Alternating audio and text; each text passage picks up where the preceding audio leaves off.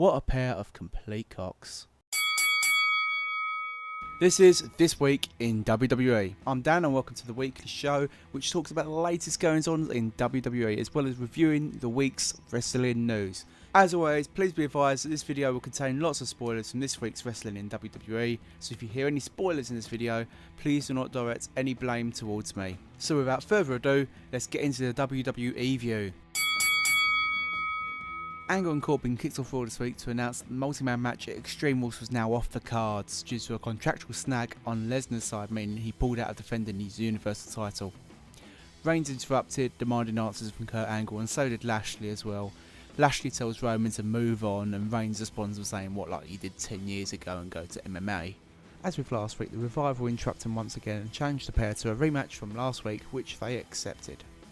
The match begins, it's very much more of the same from last week's Raw before Reigns gets a little bit of payback by tagging himself in as Lashley sets up for his finishing move. Reigns hits a Superman punch and dodges a tag from Lashley as he tries to tag himself back into the match again like he did last week. Whilst the pair are arguing, Wilder attempts a sneak attack on Reigns, who throws him into Lashley before hitting a spear to him before being rolled up by Dash, who was the legal man all along. It was actually quite an exciting way to open the show, which is a rarity because I wouldn't usually use the word exciting to describe a segment involving Bobby Lashley and Roman Reigns. The Woken Warriors delivered a promo to the B team on a Titan after last week's mocking, which led to a match between Matt Hardy and Curtis Axel. As the Woken Warriors stood in the ring waiting for the B team to arrive, they appeared on the Titan once again mocking Matt and Bray.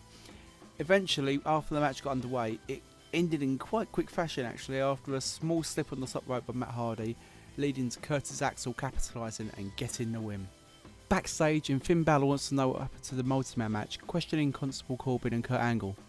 Corbin proceeds to belittle him, making him out to be a little bit of an underdog, before Finn fires back by asking if his manager at TGI has noticed he stole their vest. Braun interrupted and said he feels like he's been a little bit too harsh on Kevin Owens over the past few weeks, and now he wants to try and be KO's friend and tag with him. So Angle sets up a match for them to face off against the team of Finn Balor and Baron Corbin. The match was set up for later in the show and it was a fairly entertaining match actually. KO standing in the corner looking scared of Braun as he's looking for the tag. Braun eventually tells KO to get in there before KO makes the tag and goes on the attack. In fairness, both Braun and KO actually worked together quite well during the match, with Braun delivering a running shoulder tackle lap I guess of the ring before trying to get KO to do the same. Whereas Finn and Baron Corbin weren't really getting on so good themselves. Corbin was making some desperate tags to Finn, and at one point when Finn had got control of the match, Corbin tagged himself in by hitting Balor on the back of the head. Finn finally responds with a kick to the head which leads to the implosion of their team and prompts Corbin to attack Finn on the outside of the ring, giving Braun and KO the win via count-out. Owens offers a handshake to Braun after the match, but instead Braun stares him down and Owens runs off in fear. He runs backstage and hides in the coach's room as Braun comes running after him. KO later goes to leave the arena, asking the valet staff for his car keys, but they didn't have his keys because Braun did. Braun throws KO his keys before pointing towards his car, which Braun had flipped over. It was a fun little segment and a good match overall, lots of storytelling in here, and I'm very excited to see where they go with this in the future. So in a desperate attempt by Kurt Angle to get Bayley and Sasha on the same page, Kurt puts them in a 6-woman tag against the Riot Squad, who are doing their best to make a mess and break things backstage before the match. As Bayley entered the match, Sasha looked physically fuming that she had to tag with Bayley again, and Bayley wasn't best pleased either. The woman in the middle of the whole situation and tagging with them both was Ember Moon, who did her best to keep them on the same page for the match, but ultimately was fighting a losing battle with Bayley and Sasha didn't even want to tag each other into the match, instead tagging Ember, who had to tag the other person into the match. Bayley was doing all that she can to save the match for her team, even making a save for Sasha at one point, only for Sasha to be rolled up by Ruby Riott a mere 60 seconds later. As Sasha sat in the ring, disappointed with the loss, Bayley snaps and launches a savage attack on her, brutally beating her down, throwing her into the steps at ringside before screaming, "After everything you've done to me, everything, you think you're better than me, Sasha, you think you're better than me the whole time, Sasha ain't worth shit." Bayley stands up for herself to huge cheers from the crowd. Kurt Angle, however, wasn't so pleased with what happened, sending both Bayley and Sasha to counselling, and if they didn't go, they would be fired, much to their disgust. This was a different side of Bayley to what we have grown accustomed to seeing on the main roster, And I have to say that if this leads to a new improved Bayley in the future, then I'm all for that. It's been treated very poorly since being called up to the main roster. Seth Rollins vs Dolph Ziggler main event of the show, with Seth invoking his rematch clause for the Intercontinental Championship following defeat last week. Before the match, Seth claimed that there are no excuses for last week and his mind was set on regaining the title once again. Ziggler was once again accompanied to the ring by Drew McIntyre, who played a large part in last week's match when Seth lost his championship. The commentators were still mentioning the fact that Seth was battling an injury to his knee, neck, back, and basically whatever else they decided that was magically injured during the week. McIntyre tries to intervene in the match when the referee wasn't looking, but the referee decides to eject Drew from ringside, leading to lots of pleas from Ziggler and McIntyre. Seth tries to get a roll up with Ziggler, but the referee doesn't see it as he was still arguing with McIntyre at ringside. Rollins responds by taking out McIntyre before taking out Ziggler as well and then hitting a suicide dive to the pair of them at ringside. The match continues with Ziggler hitting a vicious DDT on the other side of the ropes, with Seth just about making it back into the ring by the referee's count of 9. Ziggler hits a zigzag, but Seth kicks out at 2 once again in what was a very exciting and intense main event. Eventually, Seth hits a superplex to Dolph Ziggler before following it up with a Falcon Arrow immediately afterwards, but the pinfall was interrupted once again by McIntyre, who had run back down to the ringside and pulled the referee out of the ring, before attacking Seth and causing Dolph to be DQ'd, meaning that he retained the championship. Just as Seth is being beaten down, Reigns comes to make the save with a huge spear to Dolph and a Superman punch to Drew McIntyre to close the show. Overall, this week's show felt like a huge improvement on the previous weeks, loads of stories being told, and it kept me entertained throughout. The main event was very good. I can't wait to see what Seth and Dolph do in the future. Maybe a rematch at Extreme Rules is on the cards. And the progression with the Bayley and Sasha storyline is fantastic. It does make me wonder if they will put on a first ever Women's Extreme Rule match in the next pay-per-view. Moving on to SmackDown Live now, and opening SmackDown Live was The Miz with his famous Miz TV segment. His guests this week were none other than the Bludgeon Brothers, who beat down Daniel Bryan last week. Miz then proceeds to gloat about beating Daniel Bryan last week in a gauntlet match and shows flashbacks to what happened in last week's show. He then asks the Bludgeon Brothers why they attacked Daniel Bryan, but got no response from them. Daniel Bryan came out and challenged one of the Bludgeon Brothers to a match. Harper accepted the challenge. Next up was a match that was set up via Twitter over the weekend, and it was Xavier Woods of the New Day taking on the #1 contender for the WWE Championship, Rusev. And this was a very fun match, with the New Day making fun of Rusev, holding up these comical ouch signs next to Rusev's head, just as Xavier hits him with a running move. Rusev did eventually win via the accolade, sending a message to AJ Styles in the process. I think the talking point from this match is that even though Rusev is over with the WWE Universe right now, Aiden English is still portraying Rusev as a heel. I think a face turn is now well overdue for him, and everyone apart from WWE, it seems, wants to see this happen. Backstage, and Jeff Hardy appears in yet another strange promo, which almost hints towards Jeff Hardy becoming woken himself. Over the weekend, a match was set up between Jeff Hardy and Shinsuke Nakamura for the US Championship. However, Shinsuke was not cleared to compete for reasons which I'll get into in just a little while.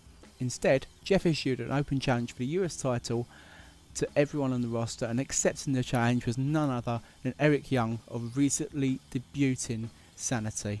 Sanity stalked the ring whilst the match was taking place, and as much as I like this match, I do have to say there was a contender for the worst twist of fate ever during one part of the match.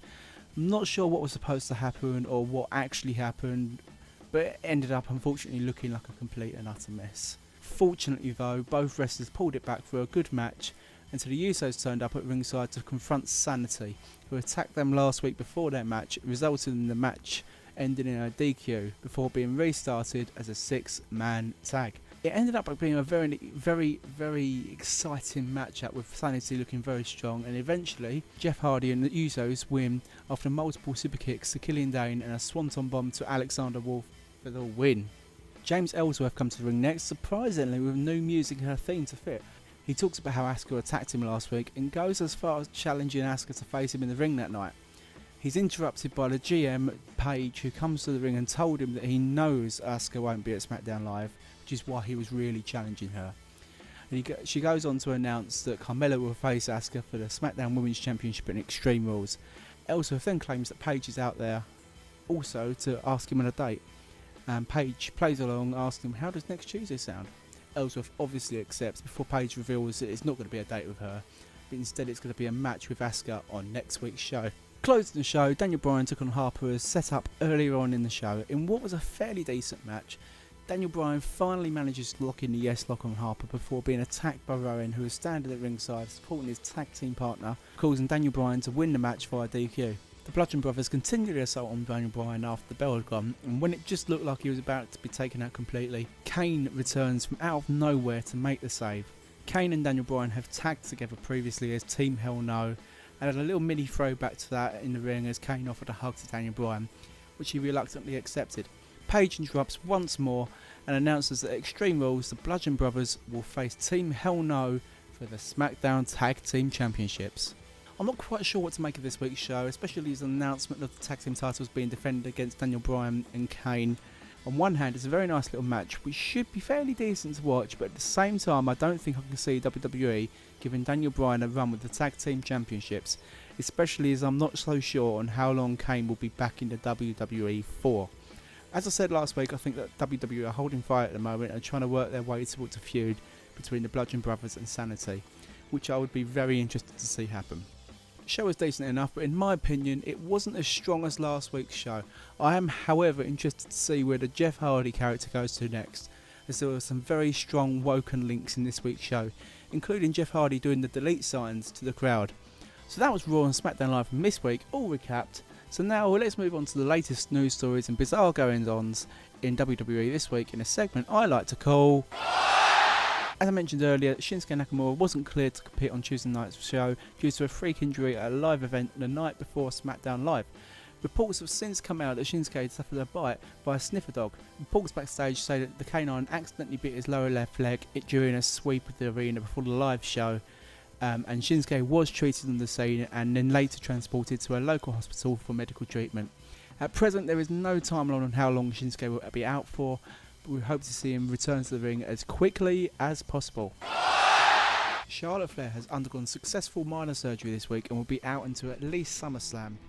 On the subject of Charlotte Flair, she recently took part in a photo shoot for ESPN's Body Issue magazine. Flair has revealed how she wants to be an inspiration for young girls, insisting she wants to be seen as an athlete as opposed to a blonde-talled wrestler. Now, I have huge praise for anyone who is involved with anything like this, and I think it's fantastic that Charlotte decided to get involved with this. On the subject of injuries, Jason Jordan has been on the sideline now for a number of months battling a neck injury, but numerous sources have spotted him backstage recently at Raw to have his neck injury re-examined by WWE doctors. Rumours online are suggesting that Jason Jordan will be returning to Raw in July, so he shouldn't have to wait too long to see him return. Getting all of the injury news out of the way in one big swoop, Dean Ambrose has reportedly begun training at the Performance Centre in preparation for his return very soon, and Alicia Fox has now returned and recovered from her tailbone injury that she suffered in January, returning to Raw this week. Corey Graves on SmackDown this week stated that after the New Day blended a pancake in a backstage segment that blending pancakes turns them into batter again. Well, I'm here to tell you that it's complete and utter shit, Corey. Blending pancakes does not turn them back into the form they were before, much like blending a cake does not turn it into batter again either, Corey. Stupid idiot!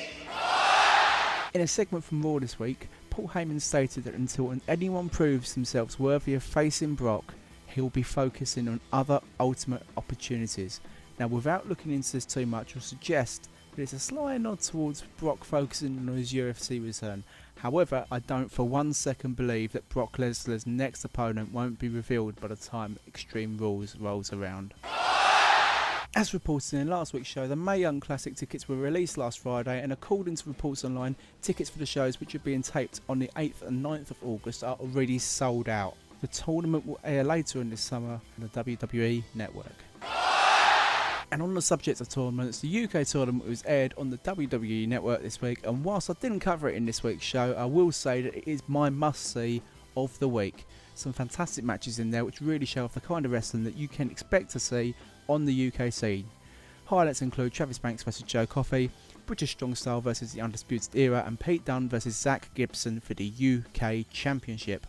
And that concludes this week's episode. Thank you for watching. Please let me know in the comments below if you've enjoyed this episode, and let me know what you want to see more of in the future. Please like the video if you've enjoyed it, share it with others, subscribe to my channel and turn on notifications for more great videos, and I'll see you in the next one.